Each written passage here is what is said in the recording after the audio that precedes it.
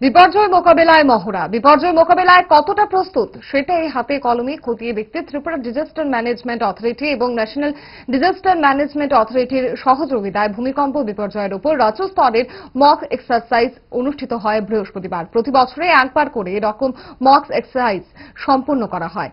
বিপর্যয় মোকাবেলায় রাজ্য কতটা প্রস্তুত তা এই মক এক্সারসাইজের মাধ্যমে দেখা যায়। পাশাপাশি নিজেদেরকে প্রাকৃতিক বিপর্যয় মোকাবেলায় তৈরি করা হয়। বৃহস্পতিবার সারা রাজ্যের 28টি জায়গার সঙ্গে আগরতলার আইজিএম হাসপাতালেও এরকম মক এক্সারসাইজ সম্পন্ন করা হয়। এই মক এক্সারসাইজ সম্পর্কে বিস্তারিত জানান সেক্রেটারি স্টেট ডিজাস্টার ম্যানেজমেন্টের টি.কে. দেবনাথ।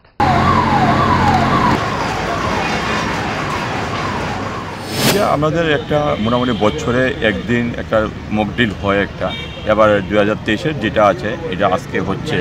আমরা 8টা ডিস্ট্রিক্টে হচ্ছে এটা, এবং 8টা ডিস্ট্রিক্ট 41 লোকেশনকে আইডেন্টিফাই করেছে মক ড্রিলের জন্য। যে মনে করুন যে ধর্মনগর হসপিটাল একে আমরা ধরে নিয়েছি, এটা কলাপস করেছে এবং ক্যাজুয়ালিটি 10 হয়েছে। এরকম বিভিন্ন রকমের ইনফরমেশান আমরা পাচ্ছি, এবং আজকে আমরা এখানে আগরতলার যে 5টা পয়েন্ট আছে এগুলো আমরা ভিজিট করে দেখছি।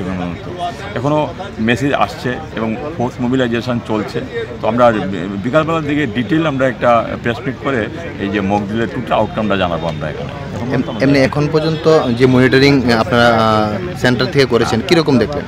মনিটরিং ভালো হয়েছে। আমাদের এখানে সিএসআর রেসপন্সিবল অফিসার স্যারও ছিলেন, আমি ইনসিডেন্ট কমান্ডার এখানে আছি, এবং মেজর জেনারেল সব দিল্লি থেকে এসেছেনও আছেন, এবং সমস্ত ডিপার্টমেন্টগুলিকে এখানে রাখা হয়েছে। Communication department, planning department, movement department, এবং সমস্তগুলি আছে এবং ফুলফেলে চলছে আমাদের অপারেশন। বিভিন্ন ডিস্ট্রিক্ট থেকে আমরা ডাটা কালেক্ট করছি, এবং যেখানে যেখানে দরকার আমরা এখান থেকে আমরা মোবিলাইজ করছি আমরা resources in addition to their own resources. Gas, অম্বল, গলা বুক জ্বালা ও পেটের অন্যান্য সমস্যার থেকে সুরক্ষিত থাকতে ব্যবহার করুন গ্যাসনল। অরিও ফার্মা, 5 দশক ধরে মানুষের ভরসা।